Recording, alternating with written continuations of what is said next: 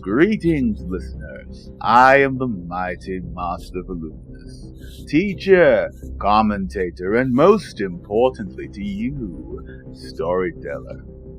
We are entering the final full week of January, and 2022 is fully underway. Today on Voluminous Reads, we are continuing the paranormal crime thriller Vatour, Feel Free to Die by Gift C. and Yadike Jr. But first, as always, announcements. I am pleased to announce that the sequel to Vatour, Feel Free to Die is set to begin its 4-part release in the month of March. Subscribe to Mortiferous Lateria on Substack for regular updates and more information. Links to all my pages and social media and the podcast platforms such as Facebook, Twitter, LinkedIn, Pinterest, Spotify, and various others will be available in the description via Linktree. Also, for those of you listening to this episode on YouTube, be sure to subscribe. In the last episode, Vatour ruthlessly dispatched a low-level street gang called the Dingoes. Chapters 5 to 9 are a series of news broadcasts discussing similar attacks on various other criminal groups, escalating in both violence and significance. Today, we read Chapter 5.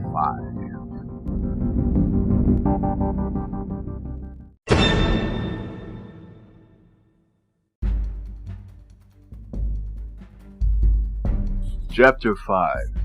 Eugene and Mr. Nace. Welcome back to Scotch Vision. I'm Veronica Cruz with breaking news. 2 criminal gangs brutally massacred in 2 days. First is the 10-man group known as the Dingoes, one of the many groups who took part in the infamous gang war for control of the southeast block of Scotch, which was won by the infamous Hellfire Crew. The last surviving members of the Dingoes were gruesomely murdered in an abandoned house in the even more infamous Freebird Avenue. The group's leader, Eugene Jambasi, was found sprawled in front of the house. Forensic teams at the SCPD commented that Jambasi may have attempted to escape his attacker. A warning, the following description and the images shown will be graphic, and we apologize in advance to all sensitive viewers. The victim's legs and right arm had been sliced off, and forensics also suggests that a large blade may have been used to pierce the side of his head. The puzzling find was a black feather identical to those found at the scenes of the Hellfire Crew murders, suggesting that the same attacker or attackers is involved. Now, as you heard before, the Dingoes were not the only victims. The group calling, or more accurately, called themselves the Stoners, named for their collective skills in drug making, were attacked in their safe house last night during a supposed celebration. It was initially thought that they had died of overdoses. The number of victims was too large. While about 5 or 6 did in fact die of overdoses, the rest of the 23-man group were not as, for lack of a better term, fortunate. None of the deaths, however, were as brutal as the murder of the gang leader Terrence Rogers, known on the streets as Mr. Nace. Please beware that the following description is also graphic.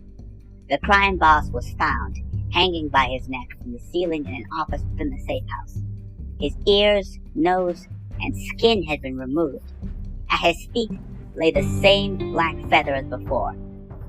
Could there be a group of vigilantes attacking criminals? Or is this the work of another gang trying to establish itself? Time will tell. More after the break. Do you remember when I said the Dingoes got off easy? Believe me, you haven't seen anything yet. And I urge you to tune in next week, or buy the book on Amazon. If you're interested in the sequel, The Price of Progress, then I suggest subscribing to Mortiferous Lateria on Substack to stay updated. Goodbye, listeners.